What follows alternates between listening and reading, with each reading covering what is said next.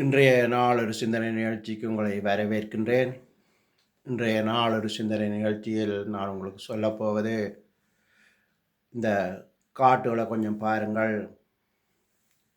இது ஃப்ரான்ஸில் visa God, இது லைசன்ஸ், இது பேங்க் காட், இது மருந்து காட்டு, வித்தல் காட்டுன்னு சொல்லுவார்கள்.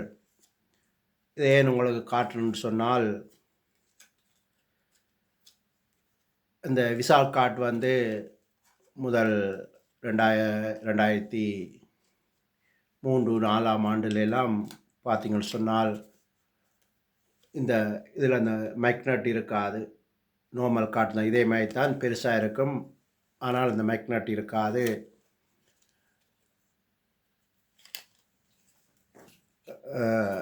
அதே மாதிரி இந்த வித்தல் காட்டுன்னு சொல்லுவார்கள். இதில் என்ன இருக்குது, இந்த மேக்னட்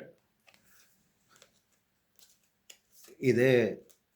அதே மாதிரி பேங்க் கார்ட் இதுலேயும் தான் இருக்குது பாருங்கள். இந்த இது இதில் எங்களோட பேர்கள், எங்களுடைய டீட்டெயில் எல்லாமே இருக்குது.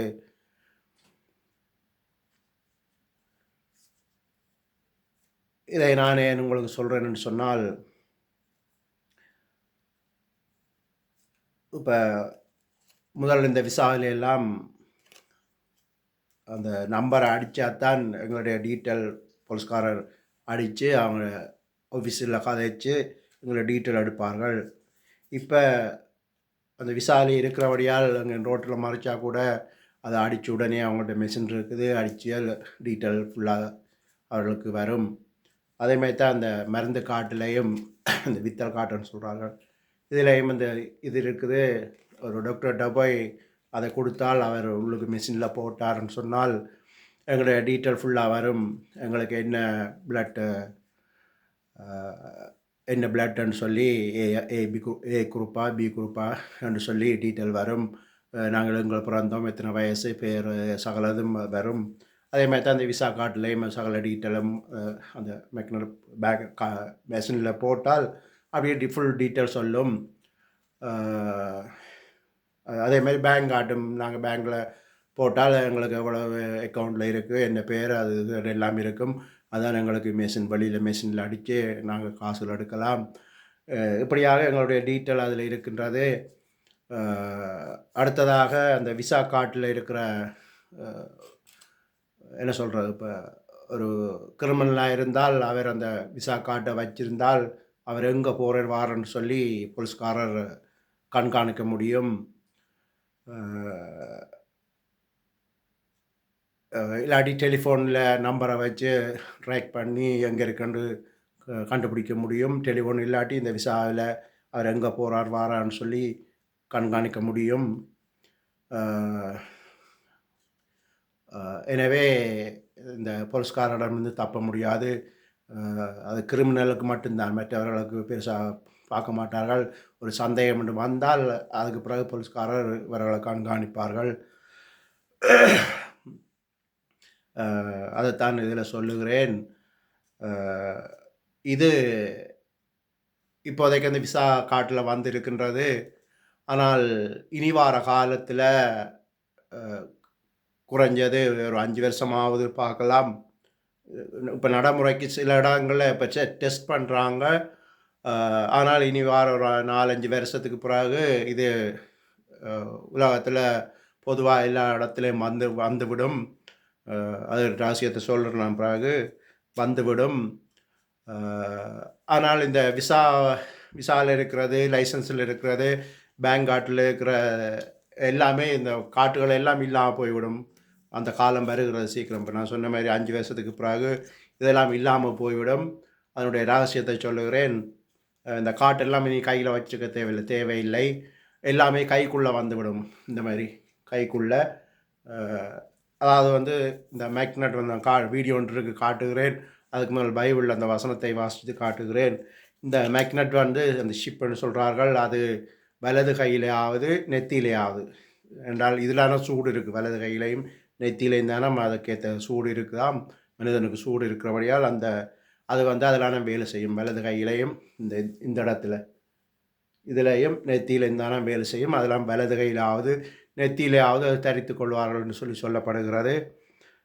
அதான் இந்த வார 4-5 வருஷத்துக்கு பிறகு இந்த காட்டுகள் எல்லாம் இனி தேவை இல்லை என்று உங்களுக்கு சொல்லிக் கொள்ளுகிறேன். அடுத்ததாக பைபிள் வசனத்தை வாசித்து காட்டுகிறேன். இந்த பைபிள் வசனம் 2025 வருடத்துக்கு முதல் யோவானால் எழுதப்பட்டது. அதாவது வந்து அவர் சொப்பனத்தில் தேவன் அவருக்கு வெளிப்படுத்தி அந்த 2000 வருஷத்துக்கு முதல் அவர் எழுதியது தான் இப்போ நிறைவேறப் போகிறது. என்ன ஒரு 4-5 வருஷத்தில் அந்த வீடியோ இருக்கிறது காட்டுறேன். அது டெஸ்ட் பண்ணுறாங்க இப்போதைக்கு. சகல சனங்களும் அது பாவிக்க வேண்டி வரும். ஆனால் அது வந்து அது மனுஷர் போடக்கூடாதாம். அது வந்து சாத்தாண்ட உத்திர காலத்திலான் அது பாவிக்க வேண்டி வரும். அதுக்கிடையில் இயேசு கிறிஸ்து தன்னுடைய சனங்களை எடுத்துக்கொள்வார்ன்னு சொல்லி பைபிள் சொல்லுகிறது. இந்த வசனத்தை வாசித்து காட்டுகிறேன். அதற்கு பிறகு அந்த வீடியோவை போடுகிறேன். அதை பாருங்கள். அந்த சிப்பு போடுற வீடியோ ஒருத்தருக்கு டெஸ்ட் பண்ணிக்காங்க. கையில் போடுறாங்க சிப்பு. வலது கையில் போட்டு அவர் அந்த காருக்கு போய் அடிக்கிறார். கார் திறக்கிறது. கார் ஸ்டார்ட் பண்ணுறார். எல்லாமே கைதான். ஆனால் இதில் ஒரு ஆபத்து இருக்கு என்று நான் நினைக்கிறேன். ஏனென்றால் ஒரு மனிதனுடைய கையை வெட்டி எடுத்து கொண்டு போய் அதில் செய்ய முடியும். அதாவது ஆனால் கையை கொண்டு போனால் ஆக்கள் பார்க்க விட மாட்டாங்கன்னு ஆக்கள் பார்ப்பாங்க. அந்த கையை வெட்டி எடுத்து கொண்டு போய் காரை திறந்து கூட காரை கடத்தி கொண்டு போகலாம். இல்லாவிட்டால் டாக்கண்டு போய் பெட்ரோல் அடித்து கொண்டு கூட போகலாம். பார்க்கலாம். அதை போட்டு காட்டுகிறேன். அதுக்கு முதல் பைபிள் வசனத்தை வாசித்து காட்டுகிறேன். இன்னொரு விஷயம், இது முதல் லைசன்ஸ் இதில் வந்து இல்லை நார்மல் இது காட்டுதான். இதில் நம்பர் இருக்குது. அதை அடித்து தான் போலீஸ்காரர் ஆஃபீஸில் கதைச்சு டீட்டெயில் எடுப்பாங்க. இது இப்போ மாறி அந்த சிப்பில் வந்துருக்குது. மெக்னன் வச்ச காட்டு வந்துட்டு. இதோ அந்த பைபிள் வசனம். பைபிளில் கடைசியில் பாருங்கள். புதிய ஏற்பாட்டில் 346 பக்கம். வெளிப்படுத்தின விசேஷம் 13:16 நீங்கள் இன்டர்நெட் கூகுளில் அடித்தாலும் வரும். இப்படி அடுத்த இன்னொரு நம்பர் இருக்குது. அதுக்கு 666 அதனுடைய இலக்கம் 666. இதுக்குள்ளே ஒரு ரகசியம் இருக்கிறது. அந்த 666க்குள்ளே WWன்னு சொல்லி நாங்கள் கூகுளில் அடிக்கிறோம். WW என்று அடித்து டீட்டெயில் அடிப்போம். அதனுடைய அந்த 666க்கு ரகசியம் WW தான். இதுவும் ஒரு ரகசியம். இப்போ வசனத்தை வாசித்து காட்டுகிறேன். வெளிப்படுத்தின விசேஷம் 13:16. அது சிறியோர் பெரியோர் ஐஸ்வர்யவான்கள் தரித்திரர் சுயாதீனர் அடிமைகள் இவர்கள் யாவரும் தங்கள் வலது கையிலாவது நெற்றிகளிலாவது ஒரு முத்திரையை பெறும்படிக்கும் அந்த மிருகத்தின் முத்திரையை முத்திரையாவது அதன் நாமத்தையாவது அதன் நாமத்தின் இலக்கத்தையாவது தரித்து கொள்ளுகிறவன் தவிர வேறொருவனும் கொள்ளவும் விற்கவும் கூடாதபடிக்கு செய்தது. இதிலே ஞானம் விளங்கும். அந்த மிருகத்தின் முத்திரையை புத்தியுள்ளவன் கணக்கு பார்க்க கடவன். அது மனுஷனுடைய இலக்கமாயிருக்கிறது. அதனுடைய இலக்கம் 666. அடுத்த இன்னொரு விஷயம், அந்த முத்திரையை கையில் வலது கையிலாவது நெத்திலாவது அந்த முத்திரை போடாதவர்கள், சிப்பு வைக்காதவர்கள் விற்கவும் முடியாது, வாங்கவும் முடியாது.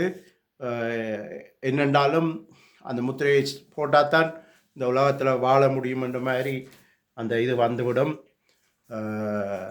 இப்போ கொரோனா காலத்தில் கூட பார்த்தோம், வெளிநாடுகளில் ஒரு கார்ட் மாதிரி கொடுத்தவங்க அந்த என்ன சொல்கிற வேக்சின் போட்ட ஆக்களுக்கு மட்டும்தான் அந்த கார்ட், போடாத ஆக்களுக்கு இல்லை.